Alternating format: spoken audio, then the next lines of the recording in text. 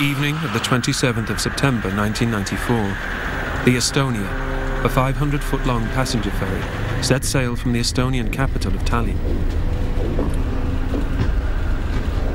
She was bound for Stockholm, but would never arrive.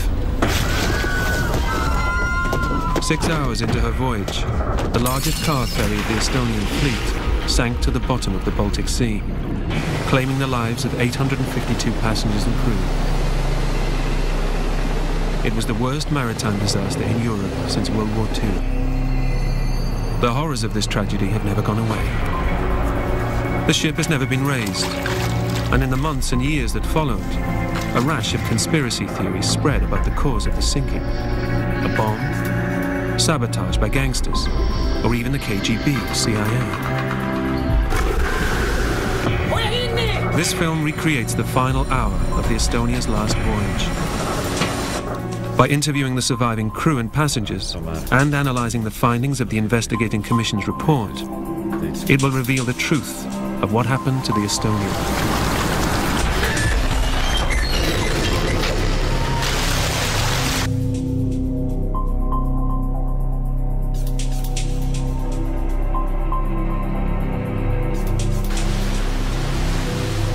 Shortly before 1 a.m. in the early morning of September the 28th, 1994, the Estonia is pitching against a heavy sea. She's been sailing for nearly 6 hours and is approaching the halfway point of her regular voyage to Stockholm. She's now in the middle of the Baltic Sea. For Captain Andresen, this is just another routine crossing. But within just 1 hour, the Estonia will sink. The weather is worsening. On sul mulle mingeid häid uudiseid? Mitte eriti. Ilmateade kahjuks ilmamuutust ei ennusta. Pigem läheb veel hullemaks. Meil on praegu juba tuulekiirus 25 tolme.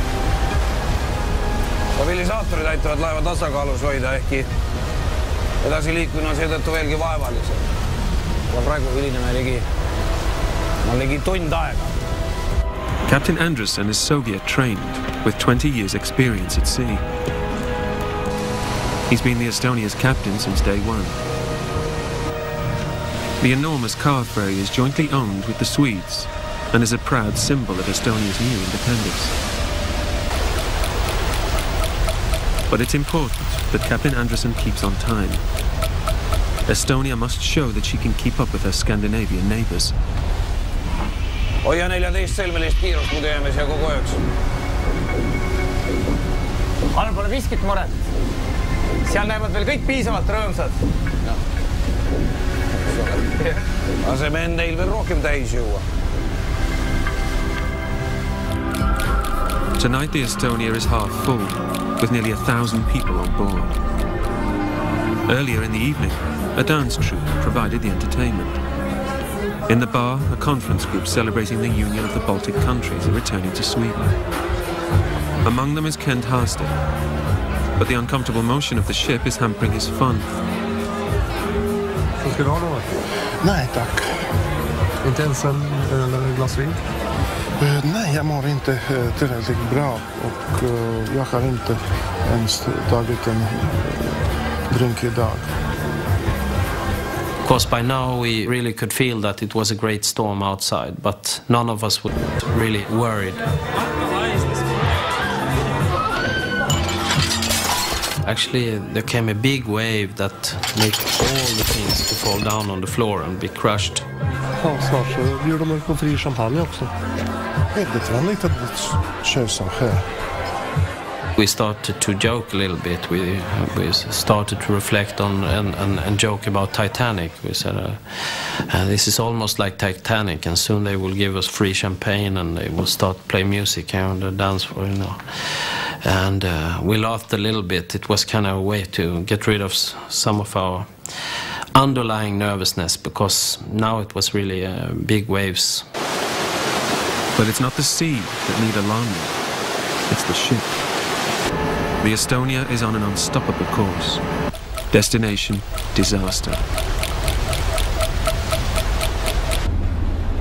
Most passengers are feeling ill and forced to brave the storm alone in their cabins. Hella Motus, a young Estonian, has worked in the duty-free shop on board for over a year and a half. But earlier in the day, she's learned that she's pregnant and will soon have to quit her job. Hella has always had a fear of storms. Üks asi oli rasedus ja teine asi. I was feeling bad. One was my pregnancy, another was the storm. I just went quickly to bed. Michael Oon, a Swedish truck driver and engineer, has felt seasick all evening. I was lying on my back and I felt that this is much better. And then I put my alarm clock on the table and I set it for time in the morning so I could go to the breakfast. And then finally I was falling asleep. As the ship rolls heavily, Michael remembers noticing that his truck hadn't been tied down in the car deck. It plays on his mind as he tries to sleep. For Annelie Conrad, the young Estonian dancer, it's her first time on the ship, and she also grows uneasy. It was more like something inside me was feeling strange. But at this moment, you don't think that a disaster is about to happen.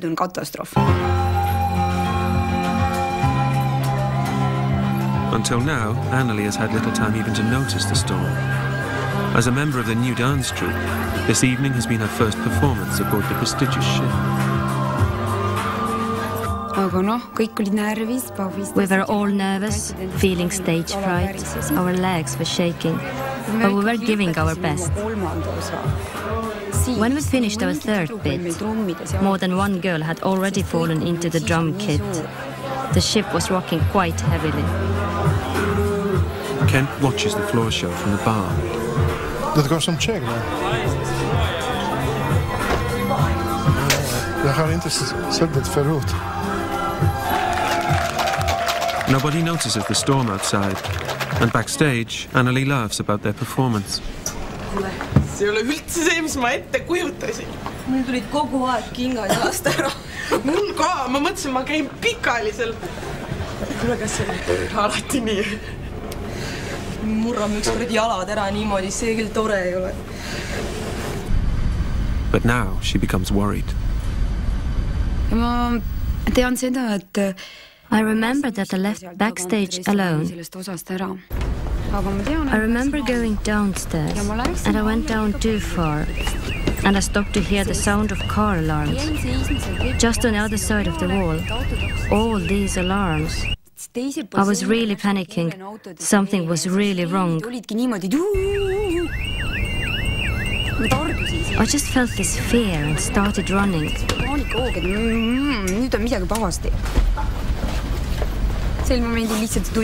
And then upstairs, I calmed down. Thought of myself as a nutcase. But there's been nothing irrational about her fear. Because just 2 decks beneath her lies the most vulnerable part of the ship, the car deck. If just 10 centimeters of water is to cover this open space, it's enough to capsize the whole ferry, faster even than a hole in the bottom of the hull. The car deck is protected by a lifting bow, called a visor. Inside this is a strong watertight inner door. This is where the seaman of the watch is carrying out his tour of inspection. But amidst the noise of the storm, he hears a loud metallic bang coming from the bow door area.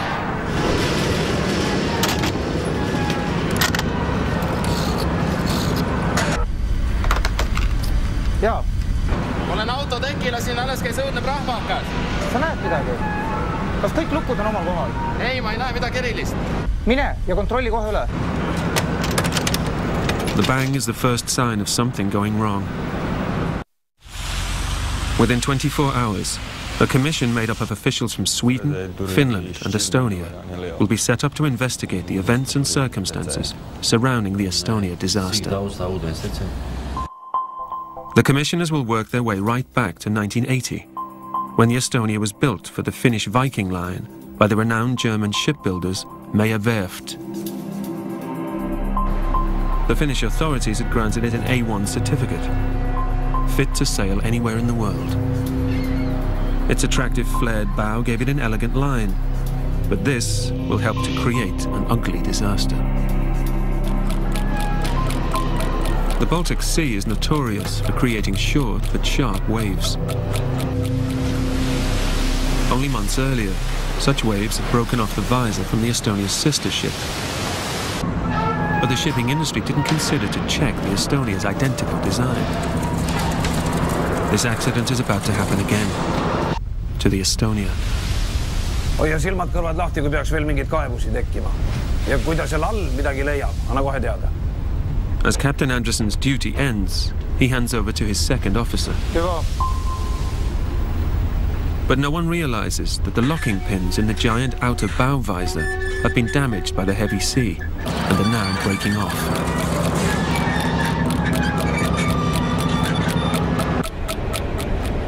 The ship hit the wave so hard, so it almost stopped. There were 3 bangs, like heavy things falling.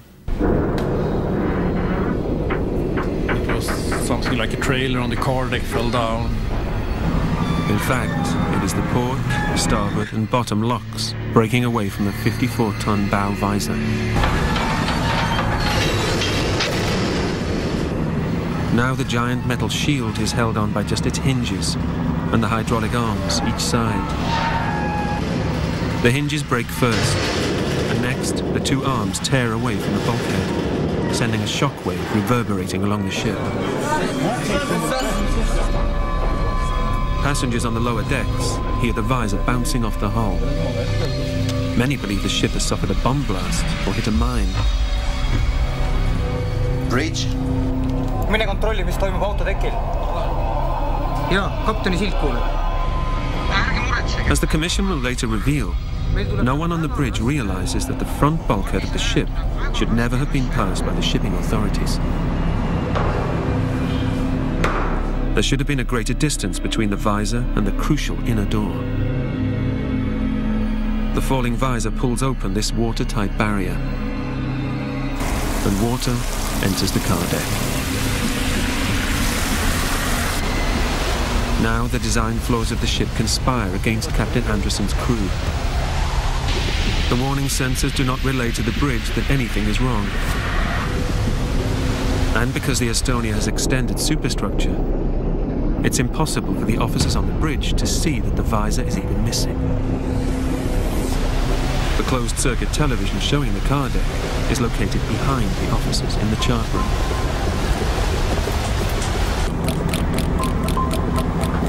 The crewmen below in the engine room are the only ones to see the water. Thinking it's just rainwater, they switch on the pumps to clear it. They don't bother to contact the bridge. But when the chief engineer sees the pumps are overwhelmed, he heads to the car deck to investigate. He knows this is serious. Because when this volume of water surges to one side, the weight of it will pull the whole ship over. Now it's too late. The buildup of water falls to the starboard side. The ship violently lists.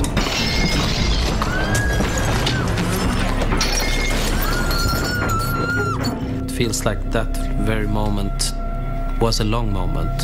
However, it must have been just part of a second or so.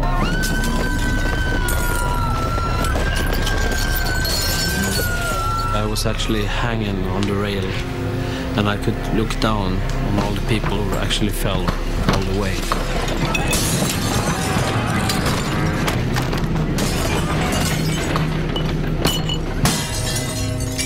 I remember I lost my ability to hear. Very strange. I could hear my pulse. I could hear my heartbeat.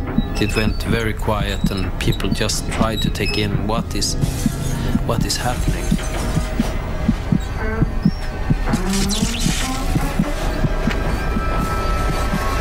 Hoia kinni! Kas me oleme millegagi kokku põlganud? Mine ja kontrolli uksed üle! Need on rohelised, need on kinni! Mis kurat see nüüd oli? Mis teha? Kontrollige ballast!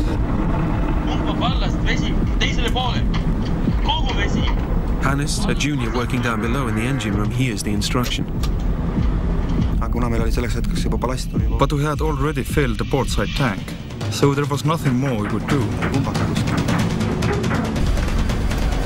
As Captain Anderson tries to struggle back to the bridge, most passengers are awoken in their cabins. The Lindstroms are returning home to Sweden from a holiday. Like nearly everyone aboard, their chances of survival from now on depend upon where they're located in the ship and the speed with which they react. 19-year-old Magnus Lindstrom is sharing a cabin with his girlfriend Katrina next door to his parents. He reacts immediately. Vi måste ut härifrån. Hämta min mamma, pappa. Mamma, pappa, kom igen. Vi måste ut härifrån. På med kläderna. Nearly everyone is disorientated.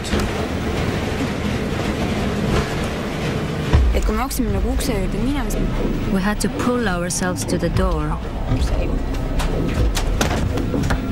For me, it was like a silent movie.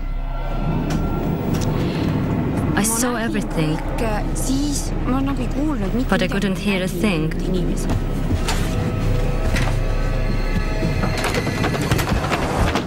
Michael Un's cabin, also on deck 4, slants downwards.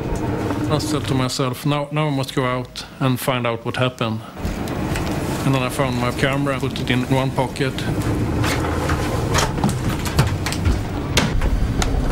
The seaman of the watch, who'd been sent to re-inspect the car deck, is unable to get any lower than the 4th deck. All on suur kaos. Inimesed alumistelt tekivad, jooksevad üles. Nad ütlevad, et vesi läheb sisse. Hella has had basic training for an emergency. Such a shock. Ja kuna ütleme sellest õppehäiretest ja kõigest oli I remembered from the training to put more clothes on. Tuleb ennast võimalikult palju riidesse panna sisse. I took all I saw and put it on. Then I started to climb out of the cabin. Water was behind the window already. Vesi oli juba akna taga. Ajuti ukse viib. Climbing by doorposts towards the exits. Any misstep meant falling into the next cabin. Captain Anderson and his crew are now faced with having to make instant, desperately difficult decisions.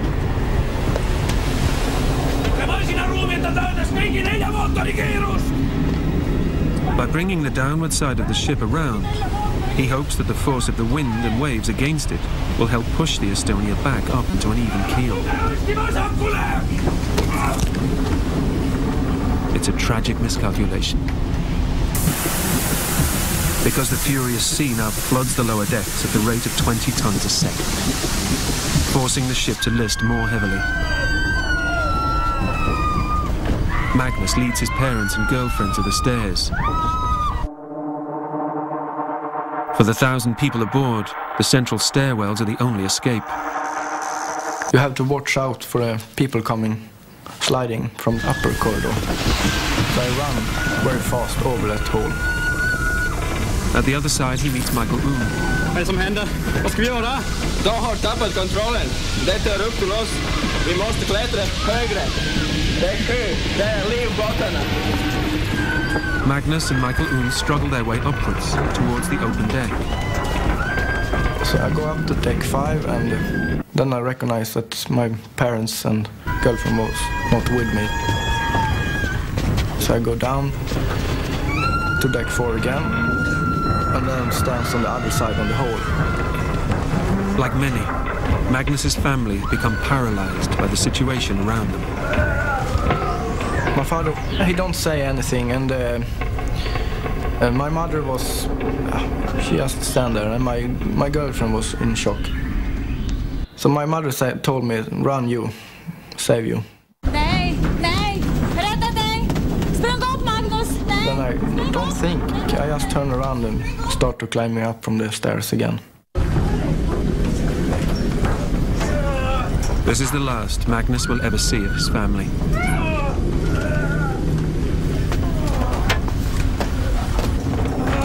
Anneli soon discovers the perils of the hallway. I really must have been hypnotized.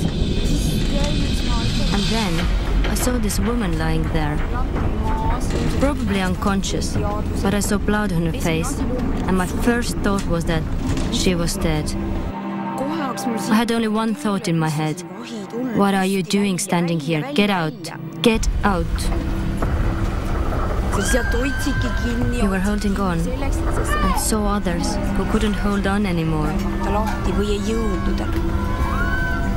Then you just see these people who just sat in a corner, given up fighting.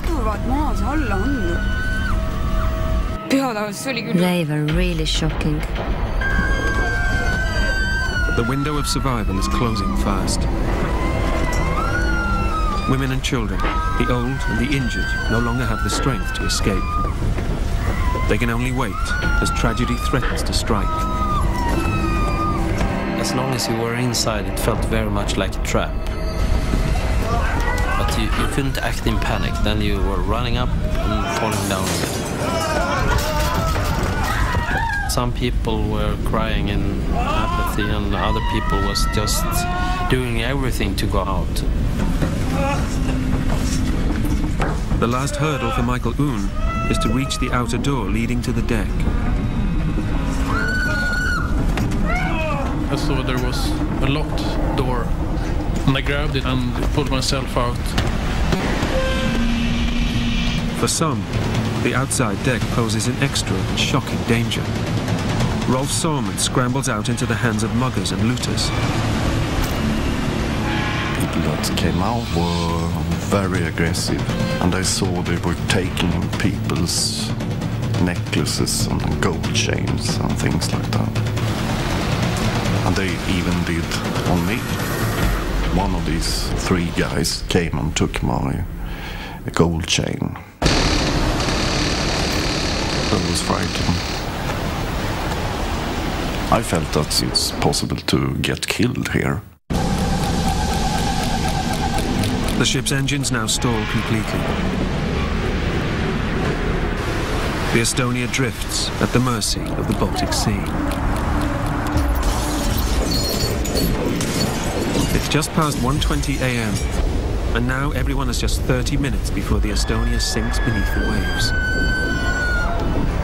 As the tilt of the ship increases, so the chances of escape diminish.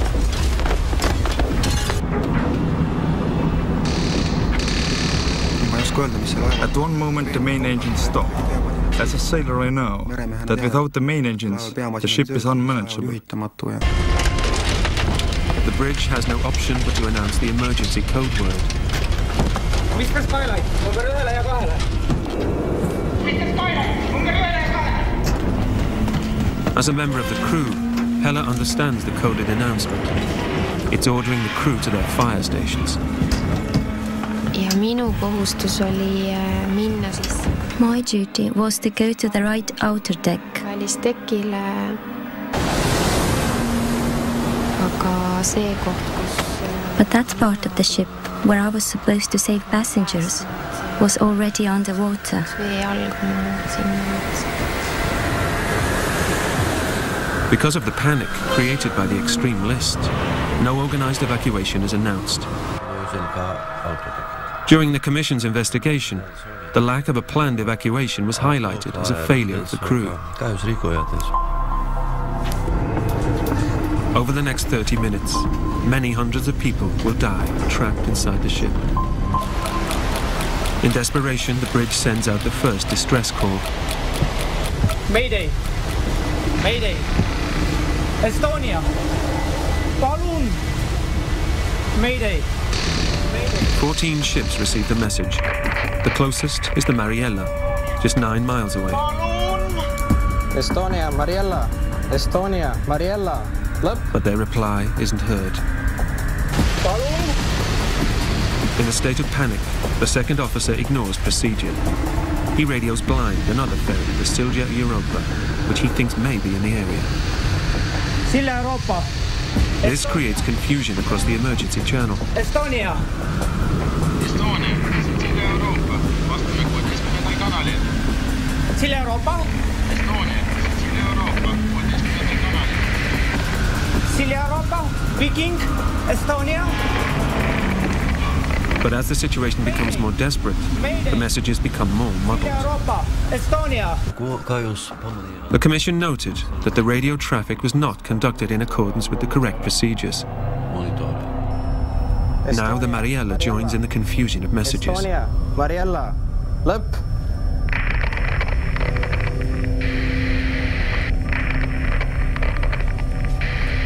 Mayday, Mayday, Silja Europa, Estonia. Estonia, Estonia. As a junior officer forced to take command, the third officer gives no indication of the seriousness of their predicament. The near blackout and severe list prevent him from giving the coordinates of their position. Meil on probleem, tugev talle, paremale. Arvan, et see võiks olla 20-30 kraadi. Kas te saate appi tulla? Kutsuge Viking Line'i ka. Jah, Viking Line on meie taga ja nad kuulsid kindlasti infot. Kas oskate ütelda, kus asute? Meil on infosult, ma ei saa kätte. Ma ei saa seda öelda. By now the list is so steep that the Estonia is turned onto its side. Many plunge to their death by falling through the windows to the other side of the ship. The interior becomes an open void from which there is no escape. There was an open window and I felt that air was pressed out of the ship. Then it must be something else coming in, and that's water. And then it's a question of time, how long will we stay here? There were a lot of life jackets lying. So I grabbed one and put it on. But I did not know how to strap it. Having escaped the looters, Rolf Sorman now finds he can't get a life jacket. We found the lockers for the life jackets and tried to open one of these doors. And the first door, it was impossible, so they had painted the lockers. So it was like glue around the whole door. For many, the pressure to find a life jacket becomes so desperate that some even take them from fellow passengers. I also tried to open one of these white round things that include a raft. I didn't know by then that they were actually automatic. Soon the boat started to change again.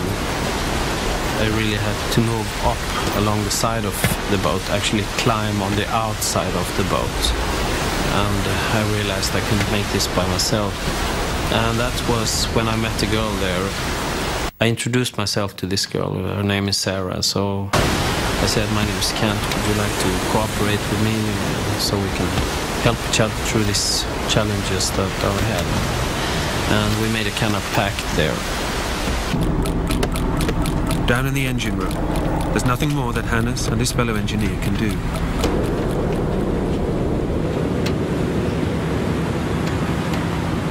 I'd been told that if the car deck is filled with water, the ship would go down like a rock. It's one of the most dangerous things about those roll-on, roll-off ferries. Then I thought, oops, how did I happen to be at that moment in the lowest part of the ship? So Hannes and his fellow engineer escape up the emergency exit. On the outside, many passengers lose their grip and fall into the sea. Anneli will be one of the very few women to survive. 97% of women passengers will not make it. I remember this box of life jackets. I actually put on 2 jackets, because I had never tried to put one on before. I was getting tired, couldn't hang on anymore. The next time the ship tilted, I felt like a ripe plum.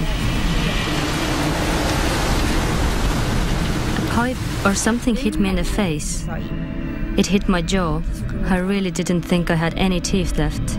It happened so fast, bang! And then I was in the water. All these things and life rafts were falling from the ship. Your strength was not enough against nature. It was too much. Strength did not help you. It was more like luck, fate. I believe in that. Estonia! Estonia! The Mariella tries to raise the Finnish Coast Guard in Turku, but interference prevents the message from reaching the mainland. Siin Mariella, Turkule, vastake palun, lõpp. Siin Mariella, Estonia Mayday, korda, Estonia Mayday, palun vastake. The third officer sends the very last message to the Silja Europa. Kui kaugel te olete? Nüüd tuntu tosi huonolta. Jah, me oleme juba teel.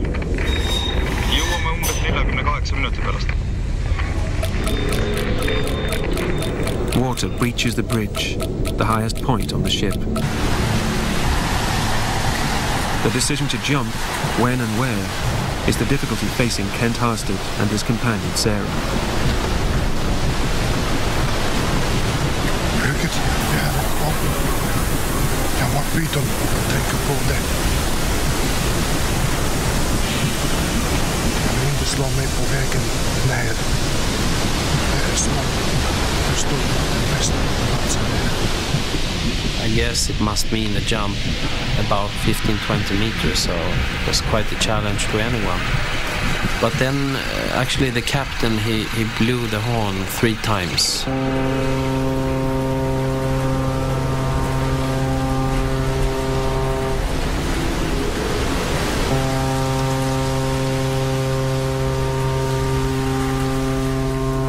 We just hear the horn and the siren, and then the bridge crashed in the water.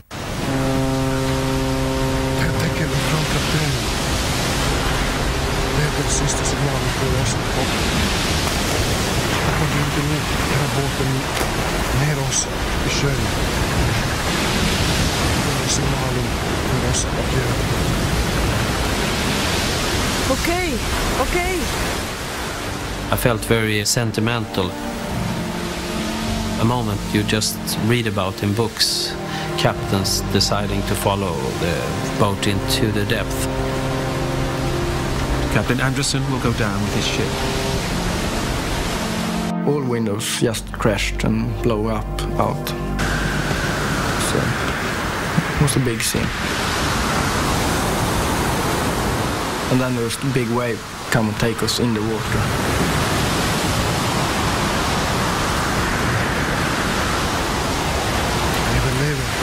Den fjärrmakten hodarna dig. Stoppen är mest vecka. Det låter bra. Vi gör det. It was half by decision and half by the boat started to turn again. We went into the water. We got something around our waists. I got some very heavy things that dragged me down. And after some moments of struggle, I just gave up. I felt that I won't make it. Instead, I started to take in water, and I must have fainted. And then next moment, I woke up at the surface. Sara, är det? Ja, det är jag. Vem är det? Det är Glenn. Kan du rädda Glenn? Rolf Sorman and his workmate Ivan seize their chance. I felt that I was sucked down in the water. Even when I had this life jacket on, it was not enough buoyancy to bring me to the surface. So I had to swim away from Estonia, 100 meters or something, to get rid of this suction feeling. Because all the compartments inside the ship that was air-filled was now going to be water-filled. And it was like bubbling water, boiling water. But Michael Oon isn't letting go. He's managed to escape the sea by climbing right around onto the upturned hull. It was very surrealistic. The cabins now were down in the sea. The ship had tilted even more. Michael Oom scrambles up the hull to the stabilizer wing, now the highest point of the ship. I thought that if the help is on their way, there could be a helicopter above us. So then I remembered I had put my camera in my pocket. And I just hold it in front of me, and I was giving a flash up to the sky, maybe to help to see it. And then I saw two other ferries, so I hold my camera, and then I pressed it again. Michael decides he can stay no longer. Now I was very lucky that I didn't hit anything that was floating in the water. I had no life jacket when I swam. I lost it when I fall into the water. Without a life jacket, Michael makes it to the safety of a nearby raft.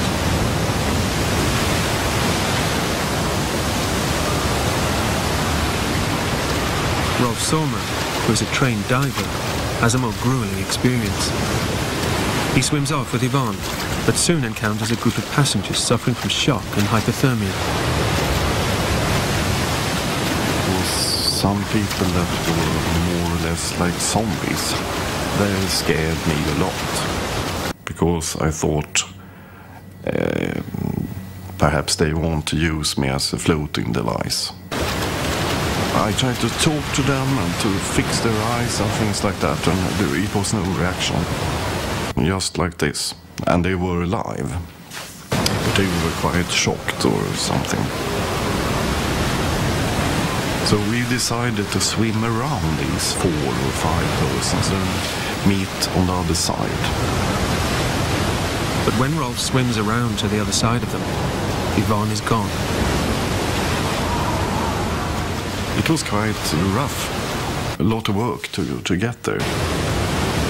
So on top of a wave, I was shouting to her that we had to swim to each other, and we tried to.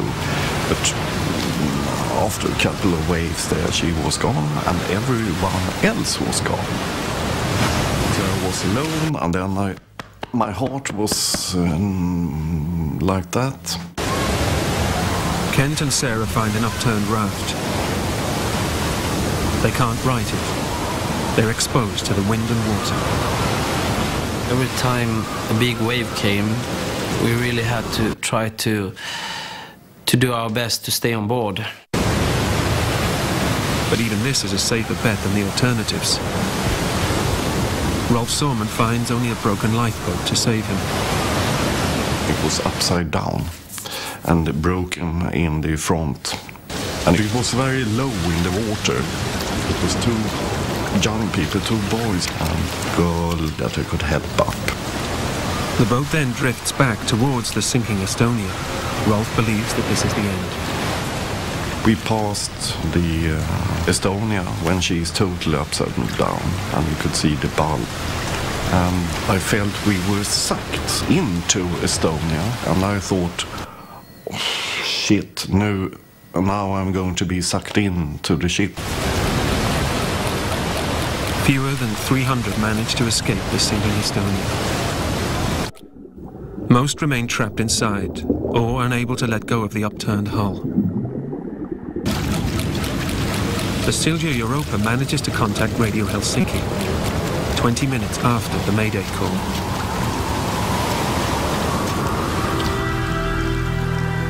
And I saw the ship sinking. In the bow section, it was standing right up from the sea. It was almost like a church tower. Just when the boat was sinking, it was like calm in the sea, and the moon came and lighted up.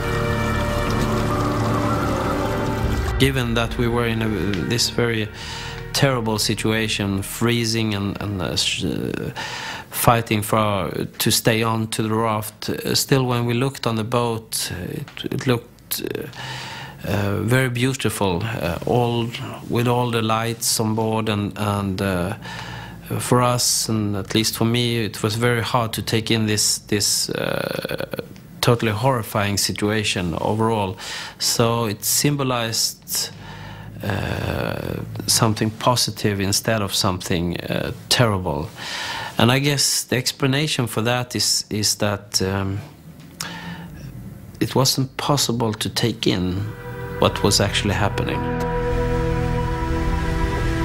Nee, see on Estonia. Nende valgus kustub. At 1:48, the Estonia disappears from the radar screen at the Finnish military base on the nearby island of Uto. For those fortunate enough to escape, the cruelest battle to survive now begins. Only 137 from nearly 1,000 passengers and crew on board will survive. Even those lucky enough to find life rafts are likely to die from hypothermia. I remember one very fit guy. The cold just went in through his skin immediately into the bones. So from being approximately 20 in the beginning of this experience, in the morning we were 7 alive. Michael Un's raft is the right way up, but inside it there are still fatalities. There was one man mumbling, talking. So I decided that I will hold his head above the surface, so at least he shall not drown in the life raft. So I held him for quite a long time. Then I felt that he was almost getting stiff. Then I decided myself that he is dead. Having already lost his workmate Ivan at sea, Rolf Sorman holds onto the hands of a young girl across the hull of the upturned boat. For hours, he tries his best to keep her conscious and prevent her from slipping off, until a big wave crashed over her. She was taken away out into the sea. I couldn't hold her because I couldn't control my fingers.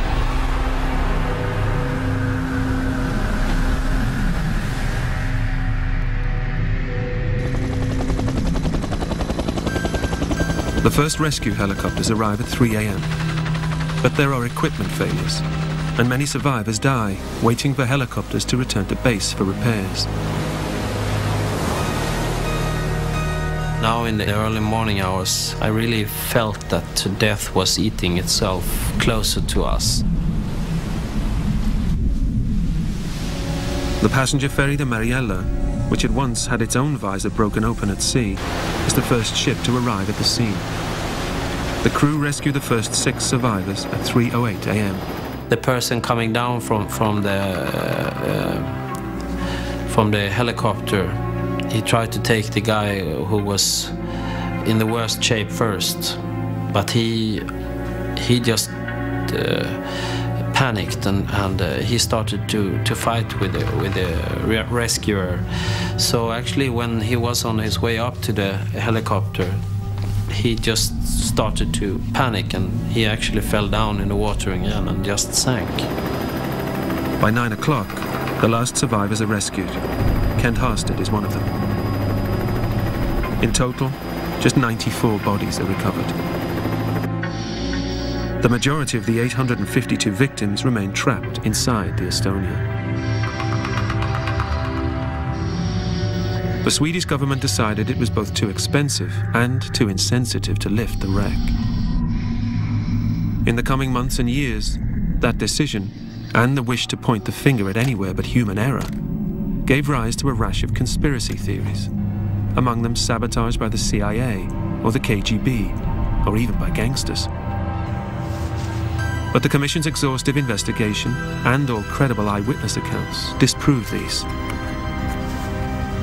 It's now clear that the sinking of the Estonia was the result of a chain of unfortunate events and mistakes that conspired with mechanical defects to ensure disaster.